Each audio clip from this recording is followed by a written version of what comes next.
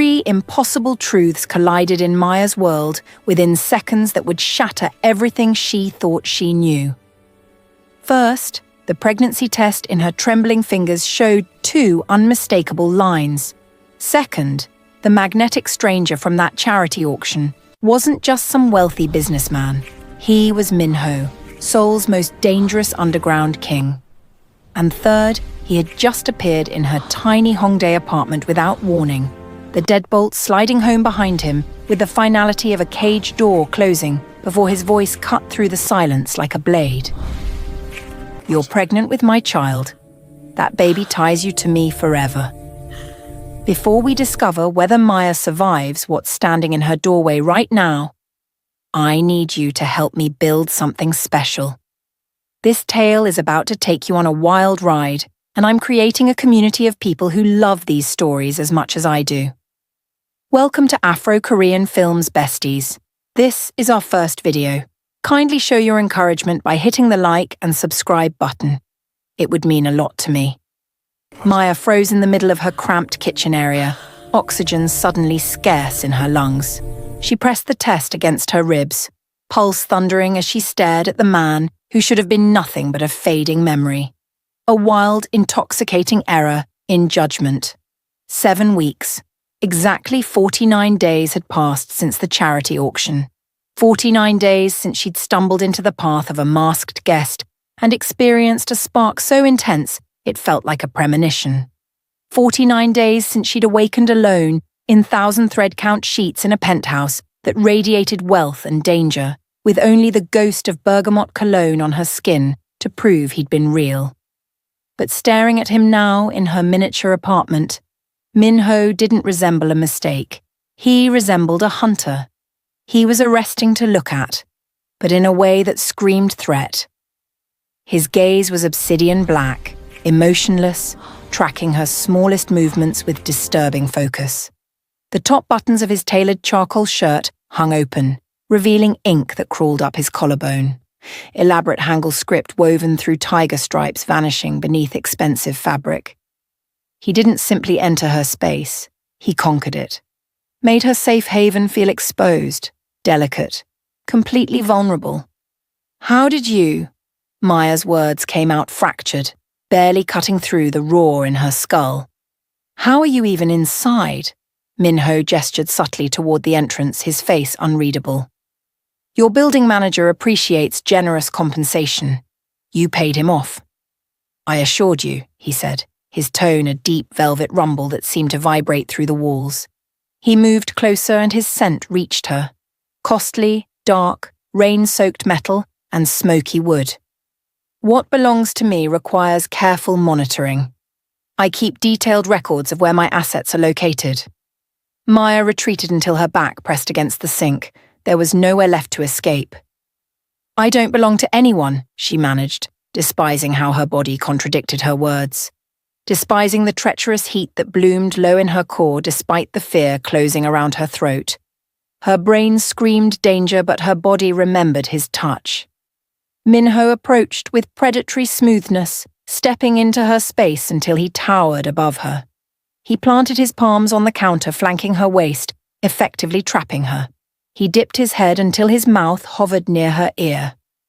"7 weeks ago you were free, Maya," he murmured, the gravelly timbre sending violent shivers racing down her vertebrae. His attention dropped, heavy and tangible, to her still flat abdomen. Something fierce, primitive, and frighteningly possessive blazed in his expression. "But everything changed the moment my blood started growing inside you. You carry my future, and I defend what belongs to me, whether you despise me for it or not." Maya's hands clenched at her sides. She could hear her grandmother's voice from childhood in Atlanta. "Never surrender the keys to your cage to any man." "Step aside," she ordered, though her voice lacked conviction.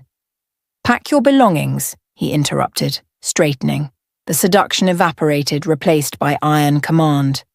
"You're relocating to my place tonight. This isn't up for discussion. I'm not going anywhere." Minho didn't debate. He simply reached into his jacket and extracted a thick envelope, He dropped it beside the leftover jollof rice she'd made yesterday, a jarring collision of her everyday reality and his lethal world. Photographs spilled across the laminate, fanning out. Maya looked down and the oxygen left her body. Pictures of her commuting to her hotel kitchen job. Pictures of her grabbing coffee at the Itaewon cafe she loved. Pictures of her laughing with Maria in the rain. Taken from distance, grainy and voyeuristic.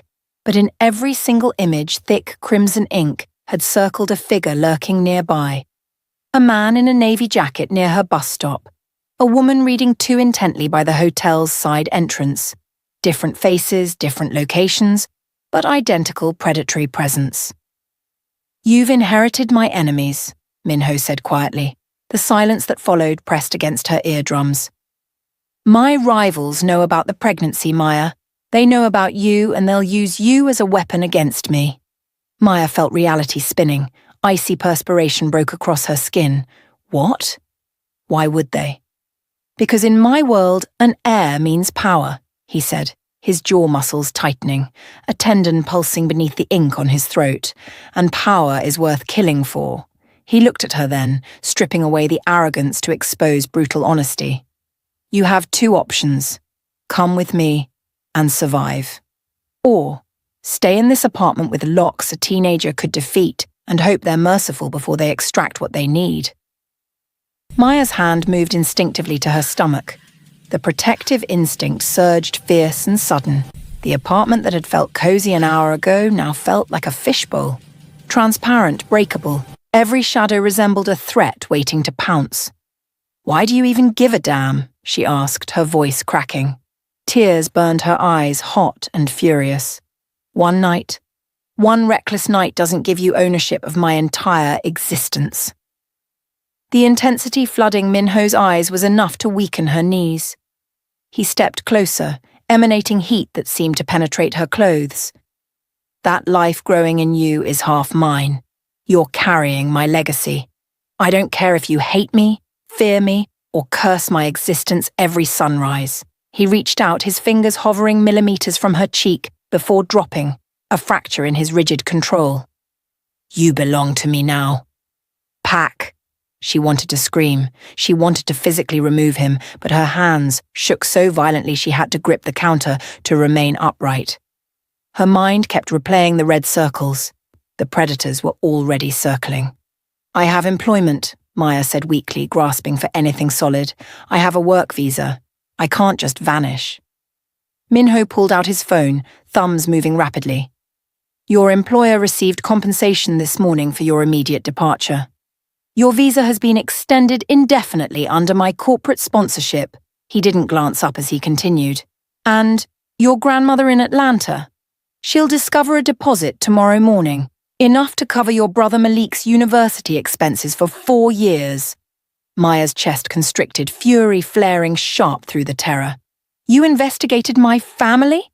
"I investigated everything." He finally met her gaze and something softened barely but perceptibly. "I know you wire home 35% of every paycheck. I know your grandmother works overnight shifts at the hospital. I know Malik dreams of engineering school but can't afford tuition." He paused, his voice dropping lower. "Let me provide for you. All of you." It should have felt like manipulation. It should have felt like he was constructing a gilded prison bar by bar. But God, beneath the anger, it felt like relief. A crushing, relentless weight she hadn't realized she'd been carrying suddenly lifted. "This is insanity," she whispered. Yes, he didn't deny it, but time is something we don't have. As though summoned, his phone vibrated. Minho checked the screen and his expression instantly transformed into something lethal. The room's temperature dropped. They're accelerating faster than expected. He seized her wrist, his grip gentle but inexorable. "We leave immediately." "Wait, I need to—" "Now, Maya!" The urgency in his command sliced through her resistance like a scalpel. She grabbed her bag, her passport, and the small photo of her parents. The only irreplaceable piece of home. Minho's hand moved to the small of her back, guiding her toward the door, and she hated the involuntary flash of security that touch ignited. In the corridor, Tension saturated the air. Two men in dark clothing waited by the emergency exit. Their expressions were carved stone, hands positioned loosely, ready to draw weapons instantly. Minho spoke to them in rapid Korean, his tone clipped and authoritative. They bowed sharply and positioned themselves around Maya and Minho as they moved.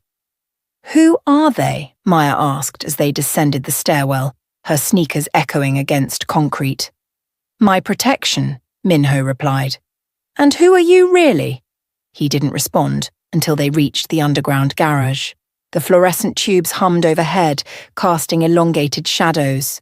A gleaming black sedan waited, engine purring. Minho opened the rear door.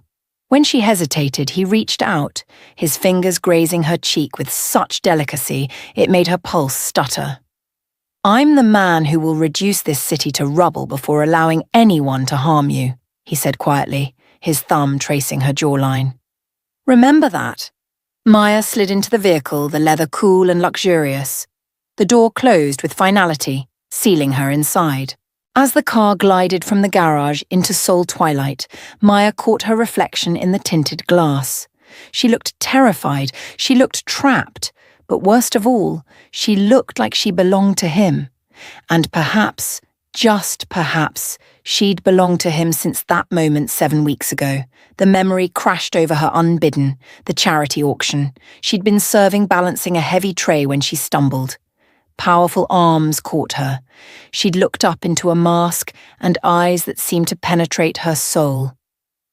"Stay with me tonight," he'd whispered. She should have refused. She should have walked away, but she hadn't. And now there was no exit. Not from him, not from the life expanding inside her, and definitely not from the war she'd just been conscripted into. The penthouse defied Maya's expectations. She'd prepared herself for criminal aesthetic, cold marble, sterile ivory walls, the soulless luxury that announces new money but whispers nothing of character. Instead, the elevator revealed warmth. Rich walnut floors extended beneath soft golden lighting. Floor-to-ceiling windows commanded a panoramic view of Seoul's glittering skyline. Namsan Tower piercing the evening haze like a guardian. But the details made her breath catch. Traditional Korean landscape paintings hung alongside vibrant contemporary art. The space felt inhabited, human. Maya ventured further, scanning until her eyes landed on a bookshelf. She froze. Nigerian literature. Adichie, Achebe, Soyinka. She turned to Minho, who was removing his jacket. The motion made his shirt pull tight across his shoulders, revealing more of the tigers coiling down his forearms, rendered in ink so dark it resembled midnight. "You have these?" she asked, gesturing. "I had them delivered this afternoon," Minho said, loosening his tie. "You're living here. Basic logic. You'll need familiar things while you acclimate to your new circumstances." "Acclimate to being your captive, you mean?" His jaw tightened slightly. "My wife." The word struck her like a physical impact, her chest constricting, ribs compressing around her lungs. "Excuse me?" "We're marrying," he stated. He said it as casually as discussing weather. "Publicly, legally. It's the only method to fully protect you and the child." "No," the word emerged, strangled. "Absolutely not. You cannot just—" Her hands trembled as she pressed them to her temples, trying to stop the vertigo. "I don't know you. I don't know anything except you're apparently a crime lord who stalked my family and saved your life tonight." His voice went arctic, cutting through her panic. "Those men surrounding your building weren't lost tourists. They were waiting for darkness." "That doesn't mean I'm marrying you," her voice escalated, hysteria bubbling. "Marriage? Have you lost your mind? I have a life. I have plans. I was supposed to return home in 2 months. "Plans evolve," he said darkly. "Not like this. Not like this." She retreated, needing space, oxygen. "This is abduction. This is survival." He didn't pursue her. He didn't need to. His presence saturated the room until the air itself felt heavy with his scent. "You believe you have choices, Maya, but you don't.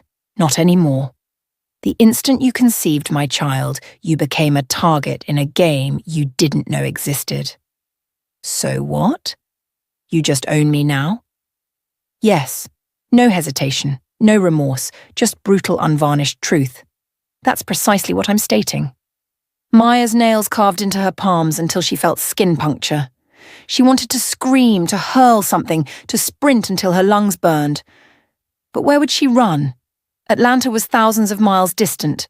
Her apartment was compromised. She was trapped in a tower in the clouds, and the predator stood directly before her.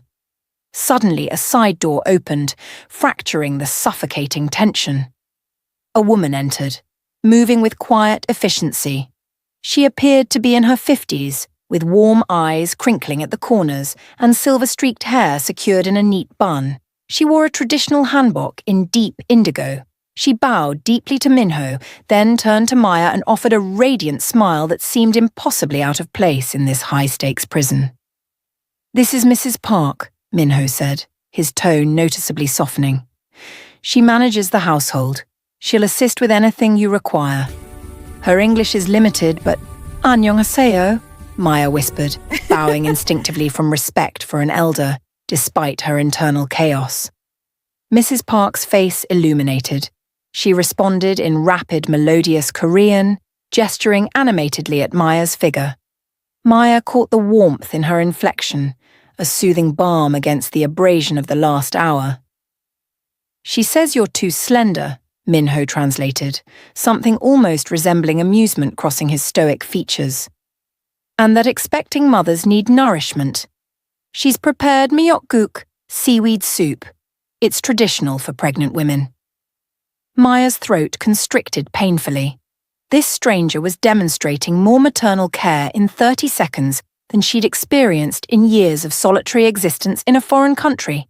Tell her, thank you." Mrs. Park squeezed Maya's hand gently, a transfer of silent strength, then disappeared toward the kitchen. The instant the door clicked shut, tension snapped back like elastic. "You can't imprison me forever," Maya said, her voice trembling. "Watch me." Minho moved to the bar cart, crystal catching light. He poured whiskey, amber liquid swirling over ice. He didn't offer her any. Because of the baby, she realized.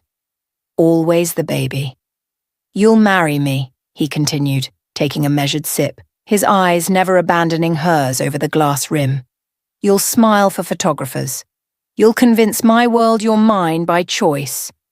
And if I refuse, you won't." He set the glass down with a sharp sound.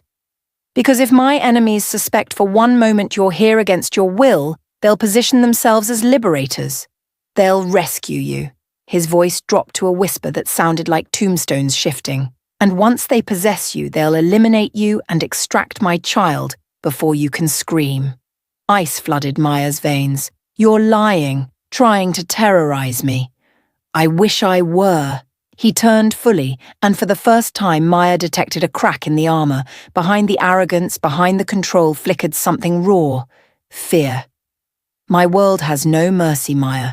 It has predators and prey. Right now, you're prey carrying the crown jewels." What Maya didn't yet realize was that Minho wasn't exaggerating. He was underplaying it. In 72 hours, someone would attempt to kill her. Someone inside his own organization. Someone he trusted with his life. "I need air," she whispered, the room suddenly tilting. "I need the balcony. Alone." Something complicated flickered across his face, reluctance warring with understanding. He nodded once. 5 minutes. Don't approach the edge. Maya escaped through the glass doors, Seoul's cool night air striking her overheated skin like absolution. The city sprawled below, a constellation of millions of lights. Millions of people living ordinary lives, eating dinner, watching television, debating mundane things. She pressed her hand to her stomach. "I'm sorry," she whispered to the tiny spark of life. "I'm so sorry, don't apologize for surviving." Maya spun. Minho stood in the doorway, backlit by warm amber light. He resembled a fallen angel, darkness clinging like a second skin. "I wasn't supposed to want you," he said quietly, stepping onto the balcony. "That night was supposed to be nothing. a distraction. He walked to the railing, gripping it until his knuckles whitened. There'd been an attempt on my life an hour before. Poisoned champagne.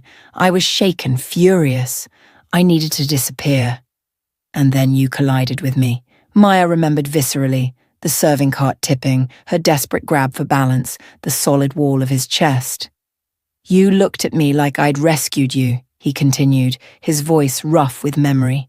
Not like I was a monster, not like I was a boss, just grateful. And I thought, perhaps for one night I could simply be a man. He turned to her, closing the distance. I didn't ask your name that night because if I knew it, you'd become real. And if you were real... He stopped before her, close enough that she could feel heat radiating from his body.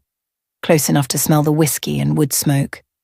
If you were real, he whispered, I'd never be able to release you.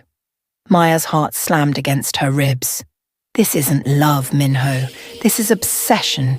This is about control. Is it? He reached out, his hand cupping her face. His thumb brushed her lower lip, and she felt the shock everywhere, in her racing pulse, in her trembling knees, in the ache between her thighs that remembered him too vividly. I am obsessed with you, he admitted, his eyes burning into hers. I think about you constantly. I dream about you. I know it's sick. I know it's wrong, but I can't stop. You're mine, Maya. You've been mine since the moment you looked at me. I should hate you, she breathed. You should. His forehead pressed against hers, close enough to share breath. But you don't. Not completely. Maya's hands fisted in his shirt, caught in agonizing limbo between pushing him away and pulling him closer. You're impossible. I know. His phone vibrated. Once. Twice. He ignored it. Focus entirely on her, on the way her pulse jumped in the hollow of her throat, the way her breathing hitched. The phone buzzed again, long and insistent. Minho cursed softly in Korean. He pulled back just enough to check the screen. Maya watched the transformation happen in real time. The heat, the vulnerability, the man she'd glimpsed for a fleeting moment. It all vanished. The mask slammed back down. His expression shifted from heated to murderous in a heartbeat. What? She asked, stepping back. Get inside now. His hand found the small of her back, no longer a caress but forceful guidance. He practically propelled her toward the glass doors. What's happening? Someone's coming, he growled, extracting a second phone and barking orders into it. Someone I didn't invite. They'd barely crossed the threshold when the private elevator chimed. A cheerful, melodious tone that heralded disaster. Minho moved before her instantly, his body becoming a barrier, shielding her from threat. He reached inside his jacket, hand hovering over a weapon she hadn't noticed he carried. The elevator doors glided open smoothly, and the most stunning woman Maya had ever seen stepped out. She wore a designer dress costing more than Maya's annual salary. Her makeup was flawless, her posture imperial, but it was her eyes that held Maya's attention. They were sharp, intelligent, and promised absolute destruction. She looked at Minho first, her crimson lips curving into a smile that was all predator. Then her gaze slid past him to Maya. The temperature didn't just drop, it plummeted. Minho, the woman purred in Korean-accented English. Aren't you going to introduce me to your guest? Leave, Ji-won. Minho's voice was ice, pure lethal ice. Ji-won laughed, a sound like shattering crystal. She stepped into the penthouse, her heels clicking ominously on hardwood. Oh, I don't think so. Not until I meet the little foreigner who thinks she can claim what's mine. Ji-won moved toward Maya, hips swaying with hypnotic predatory rhythm. Minho's hand shot out, clamping around Ji-won's wrist with striking cobra speed. The sound of his grip tightening was audible in the silent room. Touch her, Minho whispered, his voice vibrating with terrifying calm. And I'll shatter every bone in your manicured hand. Ji-won's smile didn't falter, but her eyes hardened into diamonds. Still so protective. It's almost sweet in a pathetic sort of way. She wrenched her wrist free, rubbing the red marks forming on her pale skin. She turned her attention back to Maya, examining her with clinical disdain usually reserved for insects. "So," Ji-won drawled, "you're the nobody carrying his bastard." Maya's hands clenched into fists, fingernails biting into her palms. "Excuse me? Did he tell you about me?" Ji-won tilted her head mockingly. "Did he mention we were engaged? That I was supposed to be standing here? That I was supposed to give him heirs?" Her voice dropped, turning venomous. "Or did he just seduce you and forget to mention he already had a dynasty waiting?" The words struck Maya like physical blows. She looked at Min-ho, betrayal flashing in her eyes. "We were never engaged," Min-ho said, his voice deadly flat. "Your father proposed an alliance. I refused repeatedly. You refused after you got what you wanted from my family's influence. I never wanted anything from you, Ji-won. You're a parasite." Ji-won's perfect mask fractured. Rage, hot and ugly, flooded her features. She looked at Maya again, and this time there was nothing but unadulterated hatred. "Enjoy him while you can, little tourist," she spat. "Because women who get close to Kang Min-ho don't tend to live very long." With that, she spun on her heel and marched to the elevator. The doors slid shut, severing her poisonous presence. Silence descended like a burial shroud. Maya's legs gave out. She sank onto the nearest armchair, her entire body beginning to tremble as adrenaline crashed. "She's the one," Maya whispered, staring at the floor. "Isn't she? The one who's been trying to kill you?" Min-ho's jaw tightened until muscle jumped. "Yes. And now she knows about me. About the baby. Yes." Maya looked up at him, fear and fury warring in her chest. "How long do I have before she tries to kill me too?" His silence was the only answer she needed. Morning arrived not with sunlight, but with a scent Maya hadn't expected to encounter in a Seoul high-rise. Thyme, curry powder, Scotch bonnet peppers. Jollof rice. Maya had barely slept, managing perhaps 2 hours of fitful rest on the window seat, her mind spinning with Ji-won's threats and the crushing weight of her new reality. But that smell pulled her from her misery, wrapping around her like a memory of Atlanta. She followed the scent to the kitchen. Mrs. Park was there, transferring steaming reddish-orange rice from take-out containers into a large ceramic pot, adding her own touches, extra spices, adjusting heat, tasting with a critical frown before nodding. The older woman looked up and beamed, gesturing enthusiastically at the stove. "For you," she said in careful, broken English, then launched into rapid Korean that Maya couldn't follow, but understood perfectly. "You need to eat. The baby needs to eat." Maya's throat tightened. You're making jollof." Mrs. Park nodded, ladling a generous portion onto a plate. She'd even fried plantains on the side, clearly prepared fresh this morning, golden brown and caramelized precisely how Maya loved them. "How did you—" Maya's voice cracked. "I told her." Maya turned. Min-ho stood in the doorway, dressed in a crisp black suit, ready for war, but he looked as exhausted as she felt. His eyes were rimmed with red, his jaw tight with tension. "I had it delivered last night from a Nigerian restaurant in Itaewon," he said, rubbing the back of his neck. Mrs. Park wanted to add her own touch this morning. She said takeout wasn't good enough for an expectant mother. She wanted to make it fresh. Something cracked in Maya's chest. A wall she'd built against him crumbled just a fraction. This woman, this stranger, had woken early to reheat and perfect a foreign dish because a crime boss had asked her to. Because despite everything, he was trying. "Thank you," Maya whispered to Mrs. Park, pressing her hand to her heart. "Thank you so much." Mrs. Park's eyes misted. She squeezed Maya's hand gently, murmured something soft in Korean, then excused herself, giving them privacy. "You didn't sleep," Min-ho observed, moving to the coffee machine. "Neither did you." Maya sat at the counter, the plate of food steaming before her. Her stomach growled, betraying her pride. "What were you doing all night?" "Securing the building," he said, "changing access codes, running background checks on everyone who's entered this penthouse in the last 6 months. He took a long sip of black coffee, and Maya noticed the slight tremor in his hand, making sure Ji-won cannot surprise us again. "Can she?" Not anymore. His voice carried absolute terrifying certainty. I've tripled security. No one gets within 50 feet of you without me knowing. Maya took a bite of rice. The taste exploded on her tongue. Spicy, savory, rich. It tasted like her grandmother's kitchen on Sunday afternoons. It tasted like safety. Tears pricked her eyes before she could stop them. Is it good? Minho asked, watching her carefully. It's perfect. She wiped her eyes quickly. It tastes like home. Something softened in his expression, a vulnerability he rarely showed.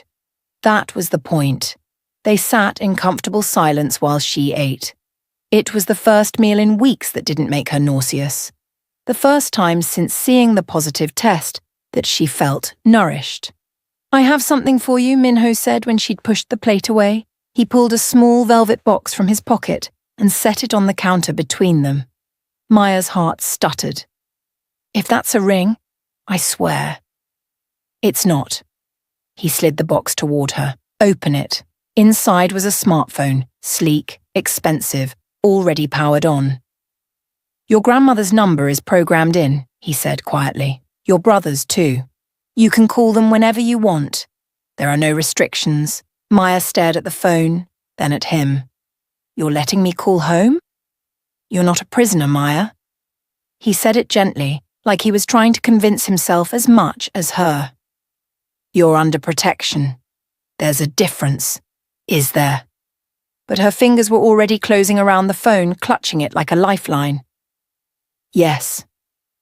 He stood, moving to the window with his mug. The morning light cut across his profile, highlighting the sharp angle of his cheekbone and the exhaustion etched into his skin. A prisoner would be locked in a room, monitored, controlled. You have freedom here. Within reason. Meaning I can't leave. Would you? He turned to look at her, and the vulnerability in that question stole her breath. If I opened that elevator right now and told you to go, would you? Maya opened her mouth to say yes. Of course yes, but the words stuck in her throat. Jiwon's face flashed through her mind. Those cold, diamond-hard eyes, that promise of violence.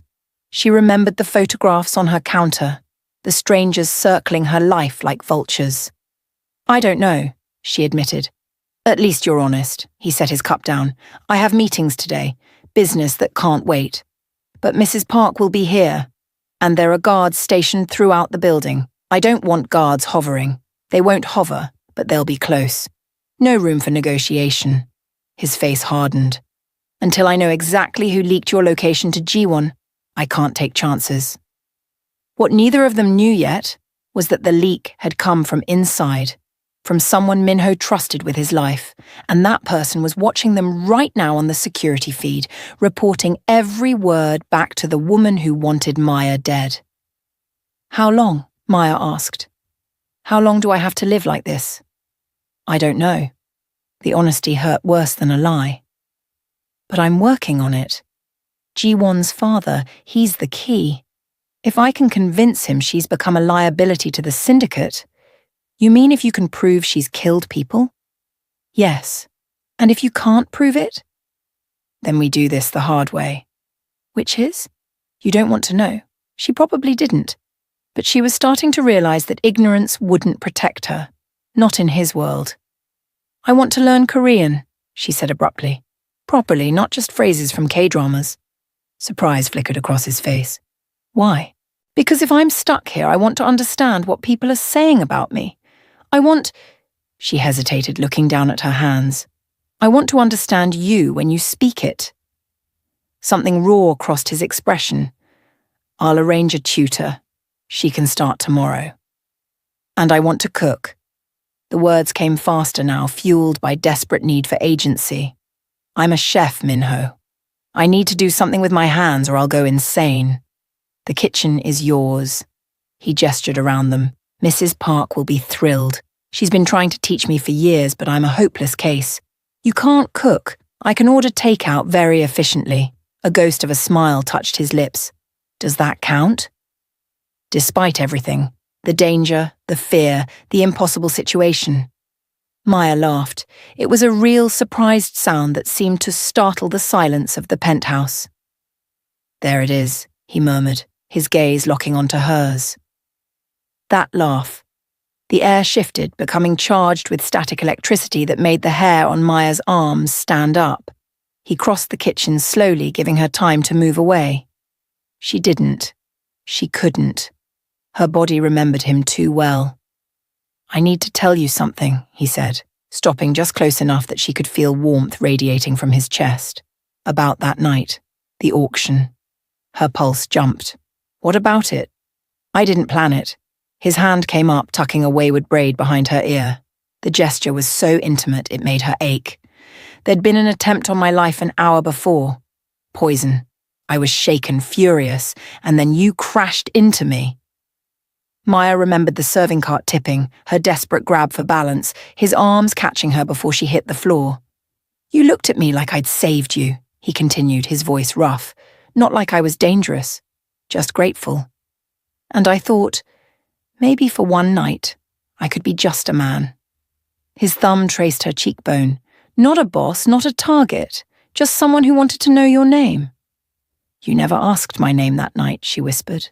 "I know, because if I knew it, you'd become real.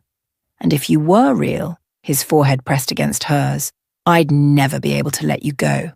Maya's hands found his chest, intending to push him away, but her fingers curled into the fabric of his shirt instead, holding on. "This is insane," she breathed. "I know. We're strangers. We made a life together." His hand slid down to her stomach, protective, possessive, impossibly gentle. "That makes us more than strangers." She should argue. She should pull away. But his hand on her stomach felt like a promise she wanted to believe in. "One condition," she said, her voice trembling. "Anything. If we're doing this marriage, I need honesty. No more secrets. No decisions made about me without me." He kissed her then, soft and achingly tender, like he was trying to memorize the shape of her mouth, like she was precious. Maya's resistance crumbled. Her hand slid into the hair at the nape of his neck, and he groaned against her mouth, a sound of relief and hunger. Then his phone buzzed in his pocket. Once, twice, 3 times. He pulled back, breathing hard, and checked the screen. His expression went from heated to lethal in seconds. "What?" Maya asked, fear creeping up her spine like frost. He made a call, spoke rapid Korean, his voice clipped and furious. When he hung up, his jaw was tight enough to shatter glass. "Your apartment," he said carefully. "There was a fire early this morning, before dawn. The world tilted on its axis." "What?" Someone set it deliberately. His hands gripped the counter on either side of her, boxing her in, grounding her. "My men were watching the building. That's how we know. They called it in, but..." He stopped. "Everything's gone, Maya. They made sure of it." "Why?" Her voice came out strangled. "Why would they..." "Because they want you to know there's nowhere to run, no life to go back to." His eyes blazed with terrifying fury. "They're telling you that you belong here now. With me." Maya's hands shook. Everything she owned, her clothes, her photos, the letters from her father, the wooden elephant, gone. Turned to ash by someone who wanted to trap her. "Who did this?" she whispered. "I don't know yet." The promise in his voice was dark, absolute, but I will find out. And when I do, his hand cupped her face, his thumb wiping away a tear she hadn't felt fall. No one threatens what's mine and lives to talk about it. And despite the fear coursing through her veins, despite the absolute insanity of everything, Maya realized something terrifying. She believed him. And worse, part of her wanted him to follow through. Before we watch Maya rise from the ashes of her old life, I need to remind you this isn't just a story. This is a family we're building here. Hit that subscribe button right now. Don't just watch from the sidelines. Join the Afro-Korean films community. We protect our own here, just like Minho protects Maya. Are you with us? Good. Let's see what happens next. 3 weeks had changed everything. Maya stood in the penthouse kitchen, hands deep in dough for chin-chin, while Mrs. Park watched with fascination. The older woman had been teaching her Korean cooking: kimchi, jjigae, japchae, tteokbokki, and Maya had been returning the favor with Nigerian staples. Like this, Maya demonstrated, cutting the dough into small, precise squares. Then we fry them until they're golden. Mrs. Park nodded enthusiastically, already heating oil in the wok. 3 weeks since the apartment fire. 3 weeks of Korean lessons with a tutor named Yuna. 3 weeks of slowly, terrifyingly starting to feel like this penthouse was home. And 3 weeks of Minho looking at her like she was the only thing in the world worth protecting. He'd been different lately, softer. He'd started joining her for breakfast, teaching her Korean slang while she taught him Yoruba proverbs. He'd had her favorite books shipped express from Atlanta. He'd even laughed last week when she'd accidentally cursed at him in Yoruba after he stole the last piece of puff puff. And the touches. God, the touches. Casual brushes in the hallway, his hand at the small of her back, fingers lingering when he passed her coffee. Nothing overt, nothing demanding, just constant, present, a steady reminder that he was there. "You happy?" Mrs. Park asked, pointing a flour-dusted finger at Maya's face. Maya realized she was smiling. Maybe." Mrs. Park grinned and went back to frying. The wedding was in 2 weeks. They'd pushed it back. Minho's doing. "You should want to marry me," he'd said one night, darkness hiding his expression. "Not just agree because you're scared." Her phone buzzed on the counter. A text from Minho. "Dinner tonight. Just us." "I'm cooking," she laughed aloud. "You can't cook." "I've been practicing. Meet me on the roof at 7. Her heart did something stupid and fluttery in her chest. What Maya didn't know was that tonight would be the last peaceful moment she would have. Because the person she'd come to trust, the smiling guard Jae-sung who held the elevator for her, was about to betray her. And before the night ended, she would watch Minho kill for her. The rooftop took her breath away. Fairy lights were strung across the terrace, casting everything in warm, golden dreamlight. A table was set for 2, and Minho stood by a portable grill looking devastating in dark jeans and a black t-shirt that hugged his biceps and showed every line of ink on his arms. "You came," he said, relief washing over his features. "You're actually cooking." She moved closer, the smell of grilling meat making her mouth water. "Should I be worried?" "Probably." He flipped a piece of marinated beef. "Bulgogi," but I had help. Mrs. Park marinated everything. I'm just responsible for not burning it. They sat, soul sprawling beneath them like a sea of stars. The food was actually good. Better than good. "You've been holding out on me," she teased, showing a perfect piece of beef wrapped in lettuce. "This is delicious." Pride, boyish and unguarded, flickered across his face.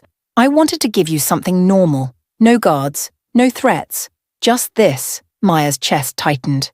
"This is nice. Is it enough?" He set down his chopsticks. "To make you want to stay?" "Not because you have to, but because you want to."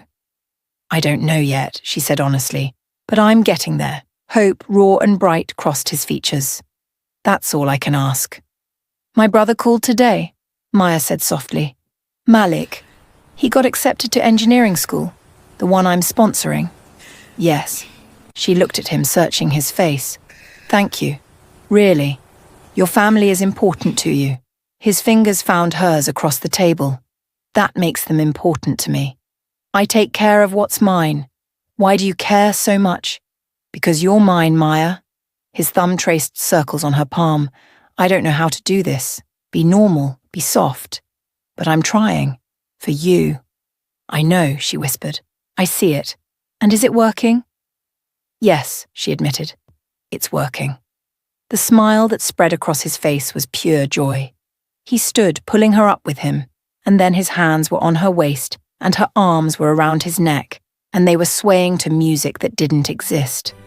"There's no music," she murmured against his chest. "Don't need it." His breath was warm against her temple. "Just need you."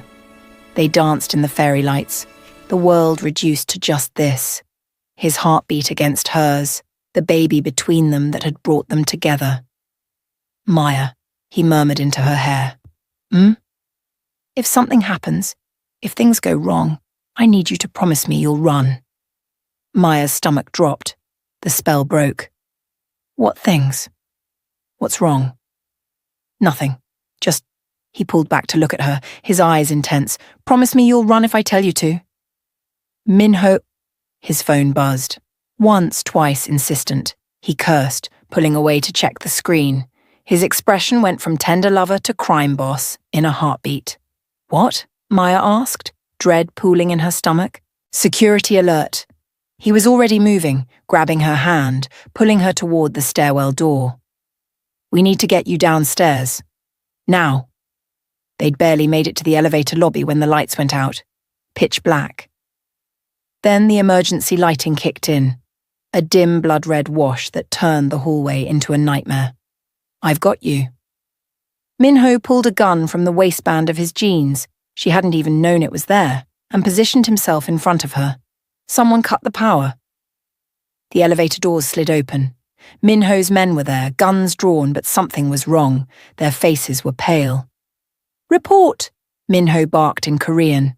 One of the men spoke rapidly, his voice shaking. Whatever he said made Minho's face drain of colour. What? Maya demanded, gripping his shirt. What is it? Jae-sung, he said quietly. The name hit her like a physical blow. Jae-sung, the young guard who smiled at her, the one who practiced English with her. He's gone, Minho said. He took the security codes with him. He's working for Ji-won. He's been working for her for months. His phone buzzed again. He looked at it and cursed viciously. He just let her strike team into the building. An explosion rocked the floor below them. The force threw Maya against Minho's chest, his arms wrapped around her, shielding her as the building shook. When the dust settled, alarms were screaming. Basement, Minho ordered his remaining men. Get her to the tunnel. No, Maya grabbed his arm. I'm not leaving you. You promised. I didn't promise anything that would get you killed. Gunfire erupted from the stairwell. Minho kissed her hard, desperate, tasting like goodbye. Run, he whispered against her lips. Then he pushed her toward his men. Maya ran. She ran down the service stairs, her sandals slapping against concrete, her breath coming in panicked gasps. 2 guards flanked her, moving fast. They hit the basement level. The heavy steel door burst open. Clear, one guard shouted. Maya stepped into the corridor and stopped. Jae-sung stood 20 feet away. He wasn't smiling now. He was holding a suppressed pistol, and it was pointed directly at her stomach. At the baby. Maya's hands moved instinctively, covering her belly. I'm sorry, Maya, Jae-sung said. He looked bruised, bleeding from a cut on his forehead. But Ji-won pays better than loyalty. The guards behind Maya raised their weapons, but Jae-sung shook his head. You shoot, I shoot, he said calmly. We all know whose bullet is faster, and mine is aimed at the air. Don't, Maya whispered, her whole body shaking.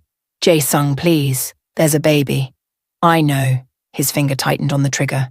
That's exactly why Ji-won wants you dead. No air, no leverage, no reason for Minho to refuse her anymore. Time slowed down.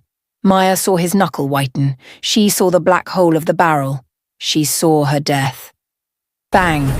The sound was deafening in the concrete corridor, but the pain didn't come. Jae-sung's eyes went wide.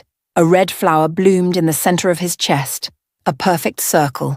He crumpled to the ground, his gun clattering away. Minho stepped out from the shadows behind him, breathing hard, his gun still raised, smoke curling from the barrel. His face was spattered with blood, not his own. He looked at the body of the man he'd trusted. Then he looked at Maya. The mask was gone. There was only raw, terrified relief. Are you hurt? He was on her in a second, his hands checking her arms, her face, her stomach. Did he touch you? You killed him. Maya's voice sounded distant, like it was coming from underwater. Yes. No apology. No regret. And I'd do it again. I'd kill anyone who threatens you. She should have been horrified. She should have recoiled from the blood on his shirt, the violence radiating off him. Instead, her legs gave out. He caught her, pulling her against his chest, burying his face in her neck. His heart was thundering against her ribs, a frantic, terrified rhythm. "I've got you," he whispered into her hair. "I've got you. You're safe." "He was going to kill the baby," she sobbed, clutching him. "I know." His arms tightened, crushing her to him. "But he's dead now. No one can hurt you. I'll burn this entire city down before I let them touch you again." Maya looked up at him, at the man who had just executed a traitor without blinking, at the man who was shaking because he'd almost lost her. "This is your world," she whispered. "This is what you meant." "Yes." His thumb wiped a tear from her cheek, leaving a smear of blood on her skin. "This is my world, and I will drown it in blood to keep you in it." And God help her she didn't run. She held on tighter. Maya couldn't stop shaking. They'd made it to the tunnel, a cold, damp passage that stretched beneath the building like a vein. Minho hadn't let go of her hand since the basement. His grip was tight, bordering on painful, as if he was afraid she would evaporate into mist if he loosened it even a fraction. "Safe house is 10 minutes out," one of his men reported into a radio.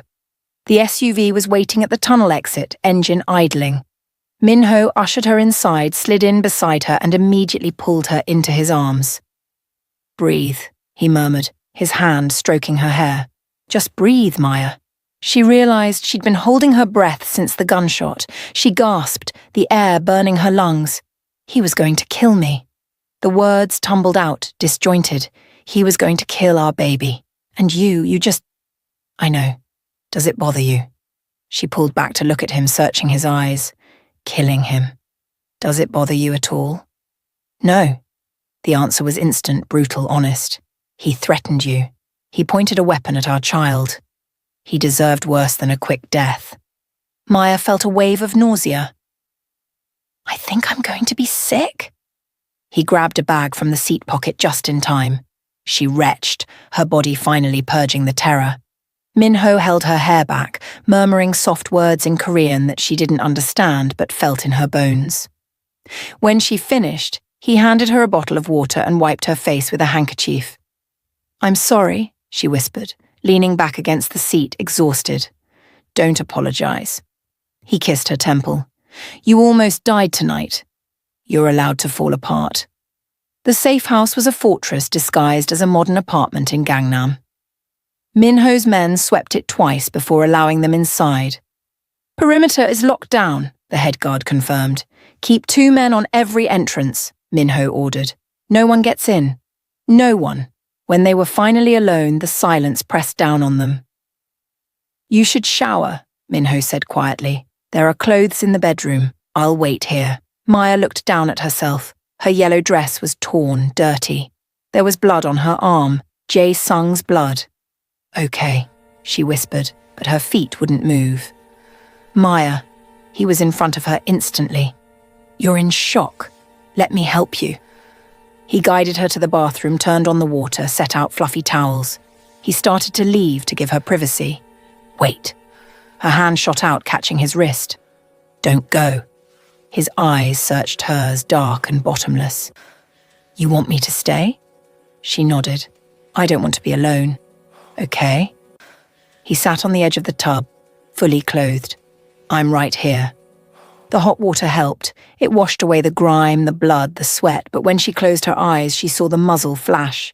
She saw Minho's face, that terrifying, beautiful mask of vengeance.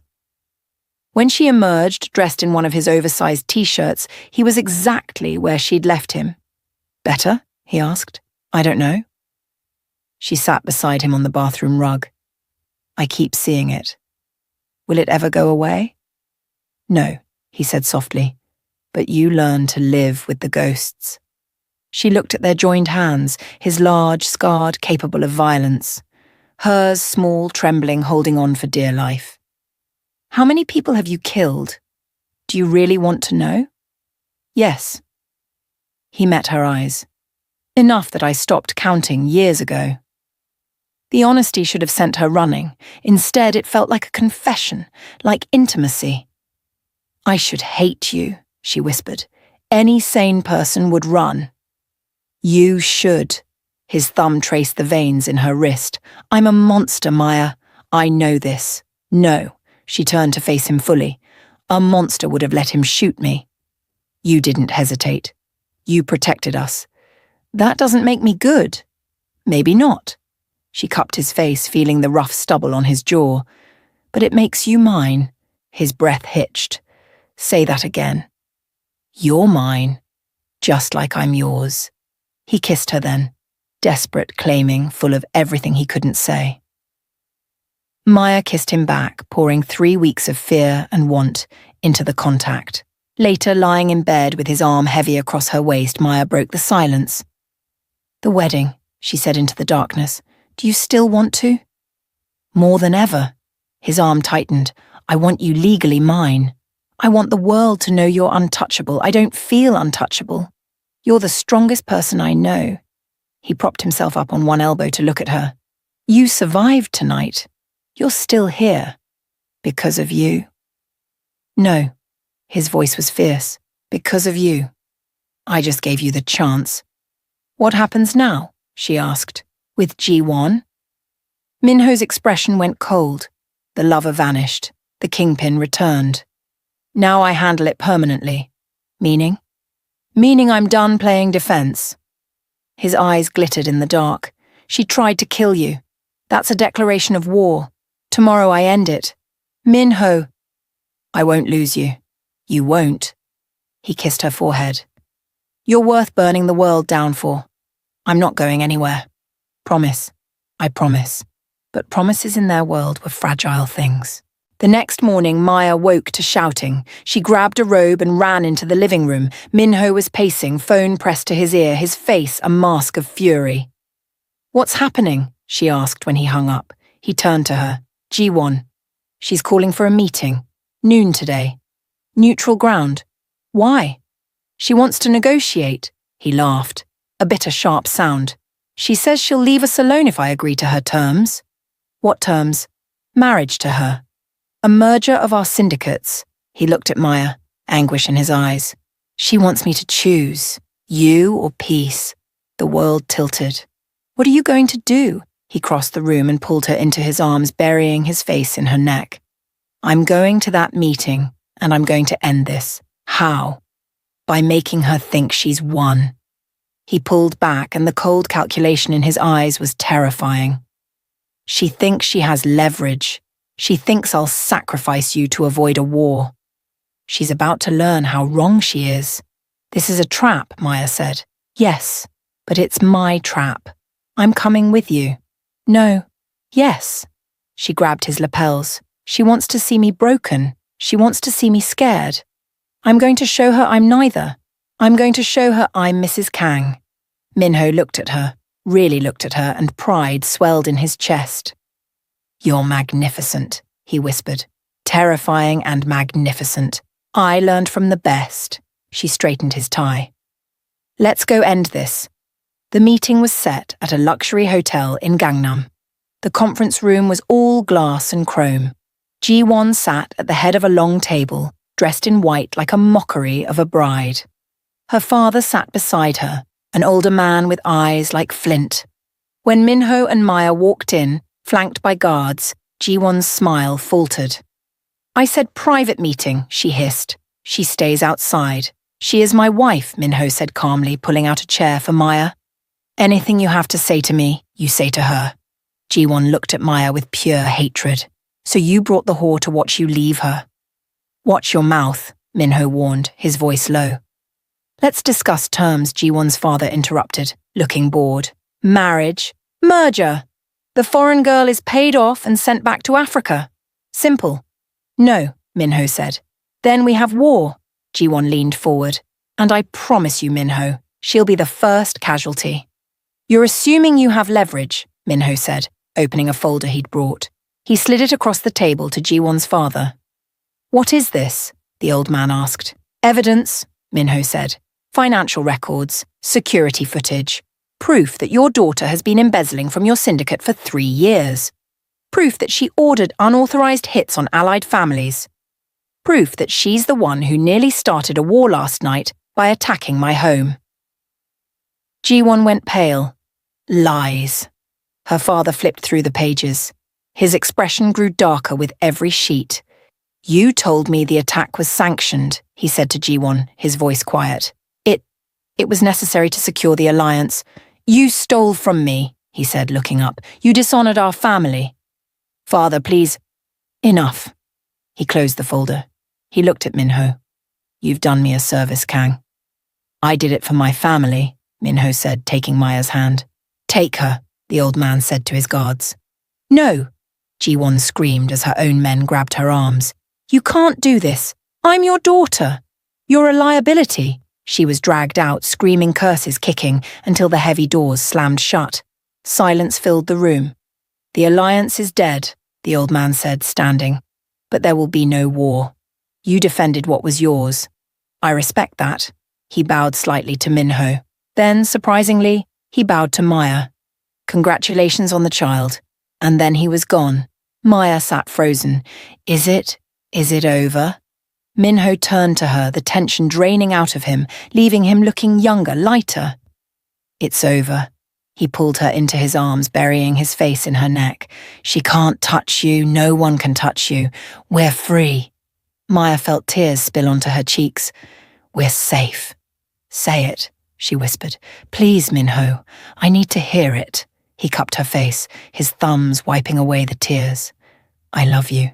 I've loved you since the moment you crashed into me. I'll love you until the day I die. You and our baby. You're my world. I love you too, she sobbed. So much it terrifies me. Good. His smile was devastating. Because I'm never letting you go. Epilogue. 6 months later, Maya stood in the nursery rocking gently. In her arms lay their son, Tai-jun. He was perfect. He had his father's eyes and her nose, a beautiful living bridge between their worlds. Minho appeared in the doorway. He'd traded his black suits for a soft grey sweater. He crossed the room silently and wrapped his arms around both of them. His wife, his son, his life. How is he? Minho whispered. Finally asleep. Minho kissed the top of Maya's head, then the baby's forehead. I never thought I could have this. Peace. A family. Neither did I. Maya leaned back against his chest, listening to the steady, strong beat of his heart. But here we are. Here we are. Outside, the lights of Seoul glittered like diamonds. The city that had once felt like a prison now felt like a kingdom. And they were its rulers. They had walked through fire. They had survived the darkness. And on the other side, they had found the only thing that mattered. Home. That's the power of love, resilience, and family. Maya and Minho's journey proves that sometimes the most dangerous paths lead to the most beautiful destinations. If their story moved you, if you felt every heartbeat and every tear, please like this video to show your support. Comment below with your favorite moment. Was it the rooftop dance or the final showdown? And most importantly, subscribe to Afro Korean Films. Smash that button right now to join our family, because Maya and Minho's story might be over, but I have so many more breathtaking, heart-pounding romances waiting just for you. Don't miss out. I'll see you in the next video.